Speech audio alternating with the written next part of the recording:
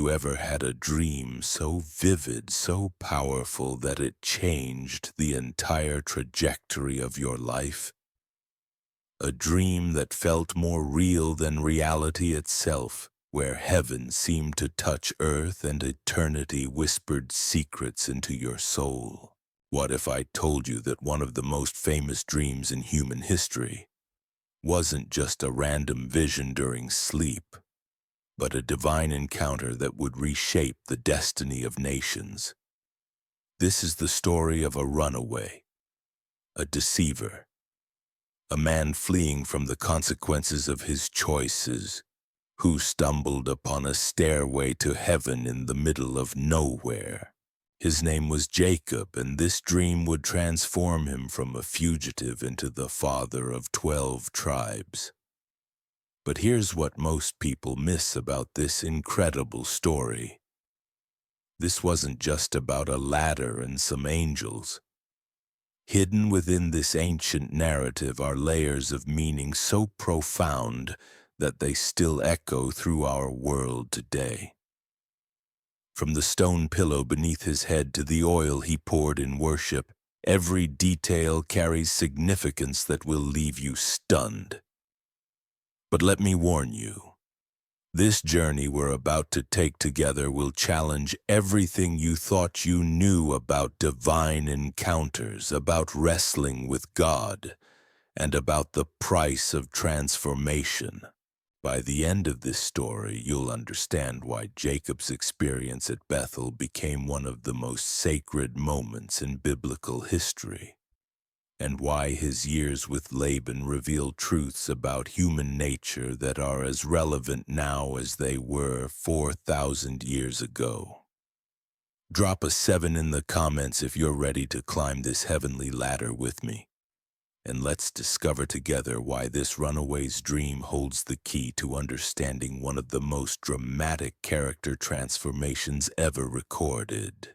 Trust me, what you're about to learn will change how you see both dreams and divine purpose forever. The dream of a runaway. Jacob's ladder. Picture this scene if you can. The sun is setting over the ancient landscape of Canaan, casting long shadows across the rocky terrain. A solitary figure trudges along a dusty path, his shoulders bent under the weight of more than just his traveling pack. This is Jacob, son of Isaac, grandson of Abraham, but right now he's not thinking about his prestigious lineage or divine promises. Right now he's thinking about survival. Just hours ago, Jacob was living comfortably in his father's house, favored by his mother Rebekah, secure in his position as the heir to God's covenant. But everything changed in a single moment of deception. With trembling hands and his brother's clothes draped over his smooth skin, Jacob had approached his nearly blind father and stolen the blessing that belonged to Esau, his twin brother. The blessing that carried with it not just material inheritance, but spiritual authority over generations yet to be born. Can you imagine the terror that gripped Jacob's heart when he heard Esau's voice echoing through their home? "I will kill my brother Jacob." Those words weren't spoken in the heat of momentary anger. They were a promise, a vow of vengeance that would haunt Jacob's steps. His mother, Rebekah, the architect of this elaborate deception, quickly devised an escape plan. "Flee to my brother Laban in Haran," she whispered urgently.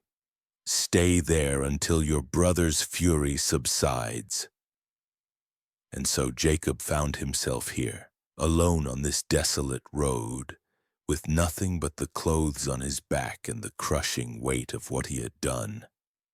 Every sound in the wilderness made him jump. Every shadow could be his brother's approaching figure. The man who had once been called the Quiet One, who preferred the safety of tents to the adventure of hunting, was now exposed to all the dangers of the ancient world. But there's something deeper happening in this moment than just a family feud.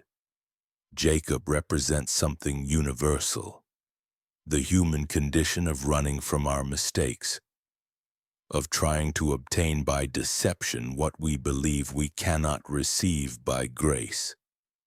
His very name means supplanter or heel grabber, a reference to how he emerged from the womb grasping his twin brother's heel as if trying to overtake him from the very beginning. Yet even in his flight, even in his fear, Jacob was still the bearer of an incredible promise. Before his deception, before his exile, God had spoken through prophecy that the older will serve the younger. The divine plan was already in motion, but Jacob, like so many of us, couldn't wait for God's timing. He had to take matters into his own hands, and now he was paying the price. As darkness began to fall, Jacob realized he would have to spend the night in this wilderness. This wasn't a planned journey with comfortable accommodations waiting at the end of each day. This was desperate flight, and he was completely unprepared. The rocky ground would be his bed, the open sky his ceiling, and a stone would serve as his pillow.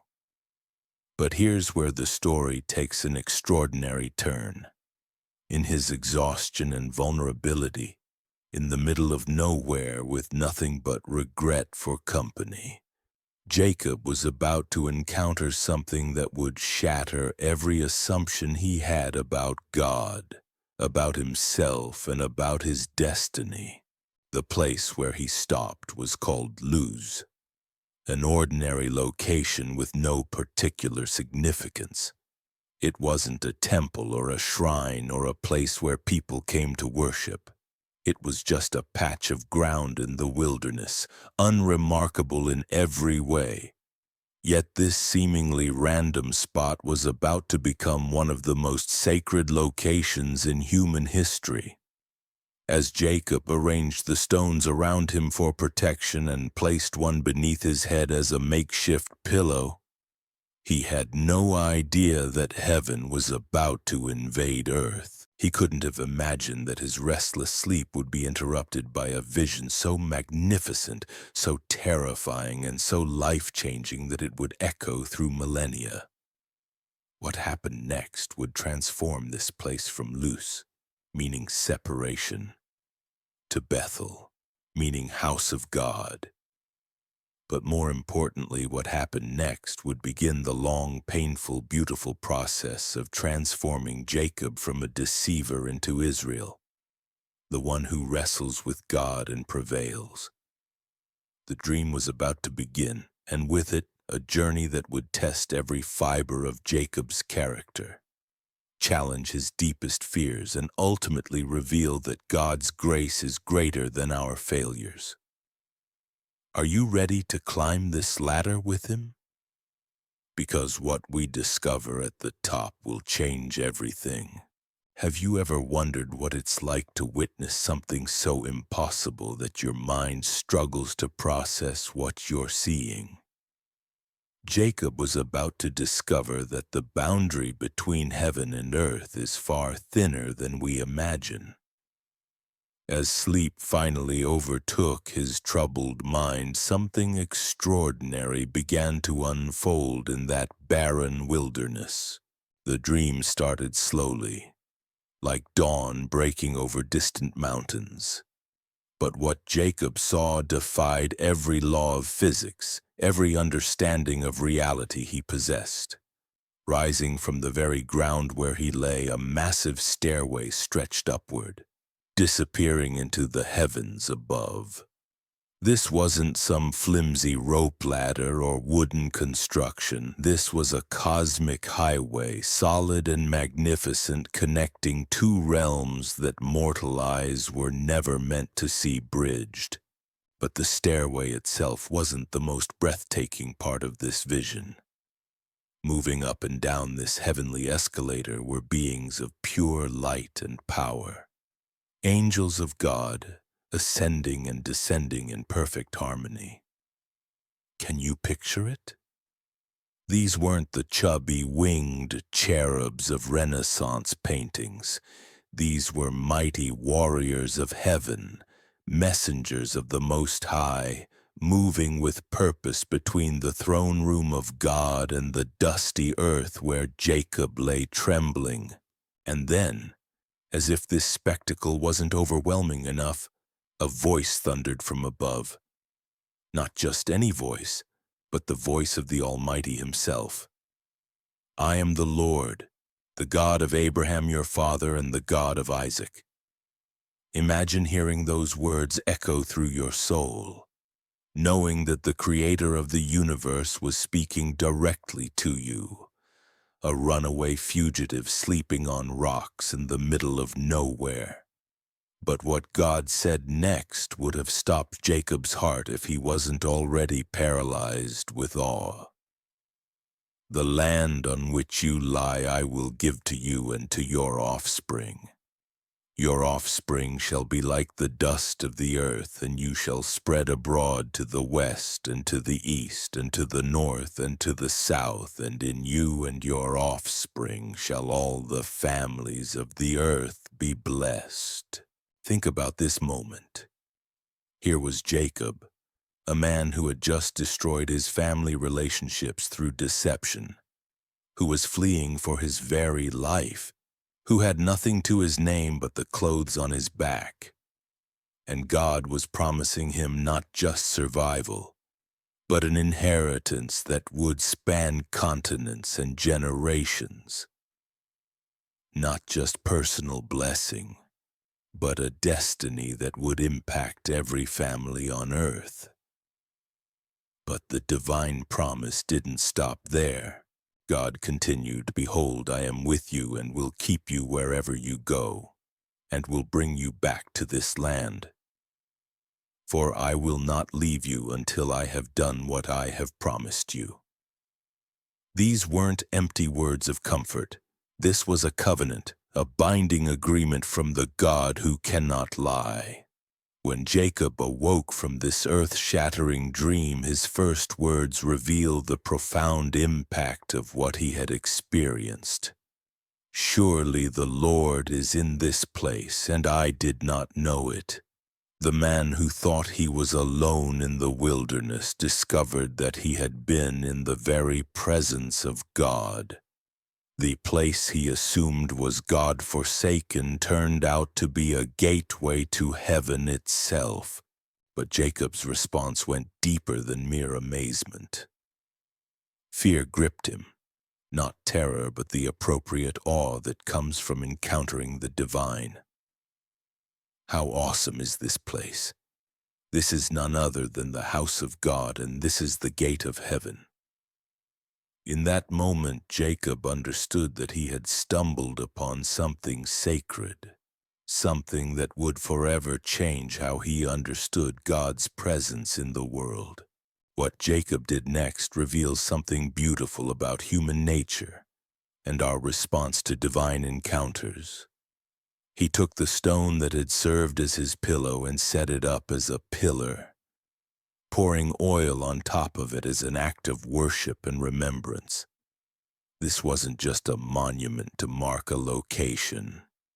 It was a testimony, a physical reminder of the moment when heaven touched earth in his life.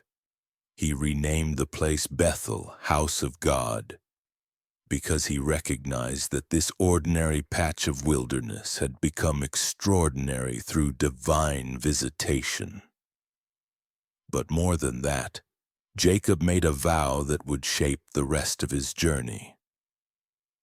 If God will be with me and will keep me in this way that I go, and will give me bread to eat and clothing to wear, so that I come again to my father's house in peace, then the Lord shall be my God, and this stone which I have set up for a pillar shall be God's house. And of all that you give me, I will give a full tenth to you. Some have criticized Jacob for this conditional language, as if he were bargaining with God. But look deeper. This wasn't negotiation. This was faith taking its first tentative steps. Jacob was learning to trust, learning to believe that the God who had revealed himself in this dream was worthy of complete devotion, with renewed purpose and divine assurance. Jacob continued his journey toward Haran, toward his uncle Laban, toward a future he could never have imagined. But the young man who walked away from Bethel was fundamentally different from the frightened fugitive who had arrived there. He now carried within him the unshakable knowledge that God's purposes cannot be thwarted by human failure, that divine promises transcend our mistakes, and that grace can find us even in our moments of deepest shame. What Jacob didn't know was that the lessons learned at Bethel were just the beginning. His years with Laban would test every aspect of his character, challenge his newfound faith, and ultimately prepare him for an even more dramatic encounter with the divine. The stairway to heaven had shown him God's faithfulness, but the road ahead would teach him about the cost of transformation and the price of becoming the man God intended him to be. And so we come to the end of this incredible journey, from deception to divine encounter, from fugitive to father of nations.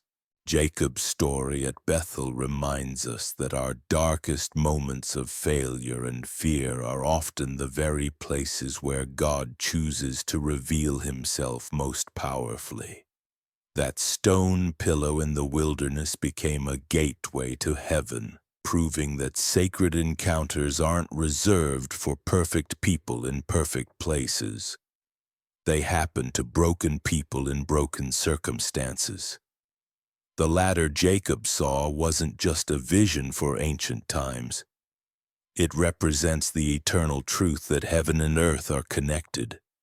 That divine purpose can break through into our ordinary lives when we least expect it. Every rung of that heavenly stairway whispers the same message that echoed through Bethel. You are not alone. You are not forgotten, and your story is far from over. Perhaps you've been running from your own mistakes, carrying the weight of decisions that haunt your steps. Maybe you're sleeping on your own stone pillow tonight, wondering if redemption is possible. Jacob's transformation from deceiver to Israel teaches us that God's grace is always greater than our failures, and his purposes will prevail even when we try to force them through our own schemes. If this story has stirred something deep within your soul, drop a comment below sharing your thoughts. Subscribe for more incredible biblical narratives that reveal the profound mysteries hidden within ancient texts. And remember, sometimes the most sacred moments happen not when we're at our best, but when we're at our most desperate, ready to encounter the God who meets us exactly where we are.